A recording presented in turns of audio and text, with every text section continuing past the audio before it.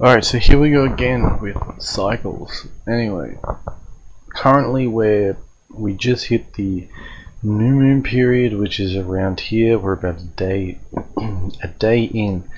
What happened from new moon to this 1 day in is that cryptocurrency, I don't know about the stock market, but it's probably the same, has started to bounce back. One interesting thing is that it pretty much, I believe at least, from kind of this period here, this period's a winter period, as we can see. That's the investment period, I think. I'm pretty sure. It's related to, planting of a seed during the winter.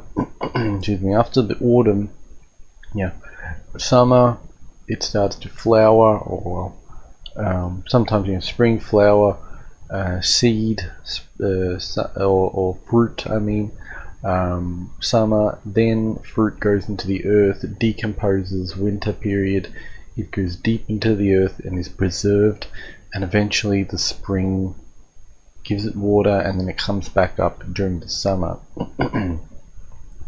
So I think the period of investment is around the new moon period, at least monthly. Then currencies start to go up around this period. They start to go up a lot, or it can be volatile, so hold and save. This is save, which this again, they start to go down. So if you didn't, you could sell it here, and then, or you can save it for the next cycle. Now, I didn't want to just talk about cryptocurrency. Instead, I wanted to actually talk about fertility, which is the main important point of this video. Right here is, for a woman, it's menstruation. This point is ovulation, and here the spring period is the period of fertility where a woman can get pregnant, and here the opposite is what is called as the infertility period. For a man, I believe it's the same. We also have monthly cycles, it's just a bit different, and you just kind of have to be more mindful of it. Same thing. Before the new moon, again, new moon, full moon, full moon, new moon.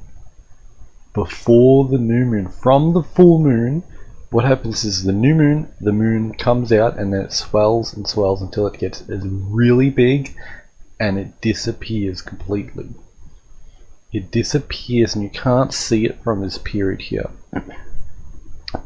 After it gets big and disappears, that's the period essentially of infertility, or inward fertility more. That's when you hold, and you don't release. For men and for women, you keep it inside of yourself, your energy and your fertility essence, essentially, so that it can regenerate your body. During the new moon period, menstruation is a releasing of the old. Same way men can release the old. If you just keep holding, if you don't come as a guy, you'll stagnate.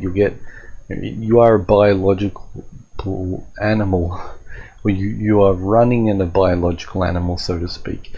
So you have to be mindful that you don't want anything stagnating. So you release at this period, and then this is kind of your free spending period. This is where you can spend without, until the new moon. I mean the full moon. Until the full moon, you pretty much can go ham. Of course, be mindful of your own body. So this is pretty much the peak of fertility for men and women. And then once the full moon is there, then you go inward. It's the same thing with being awake and being asleep. During the night time, you keep everything in yourself. You don't pee, you don't drink any water, you don't eat anything. This is when you're asleep. I'm saying when you're asleep, you just out. So this is kind of wake, and this is asleep, if we're going to look at it like that. So this is, you know, awake and asleep. When you wake up, you release everything from yourself. You know, you use the bathroom, you release. You're not storing anymore. I believe your body is using, you know, urine and other and sexual fluids and such to basically draw from that, like nutrient wise, to draw from that and, you know, rejuvenate the body and such. But then during the day, you're doing things you need. You can't be storing stuff in your body unless it's very cold or you're sick and you need to, you know, rest a lot, or you're not really doing anything. You can't really store too much. But similarly, if you're in like a very hot climate, if you're overweight, you're going to be sweating a lot, and it's not so good. Well, if you're in a cold climate, you want to be fatter. You want to be, you know, have more mass on your body, whether it's muscle, fat, clothing, whatever. So anyway, I hope you kind of get this idea of storing and spending, and there's the peaks of the opposites, you know,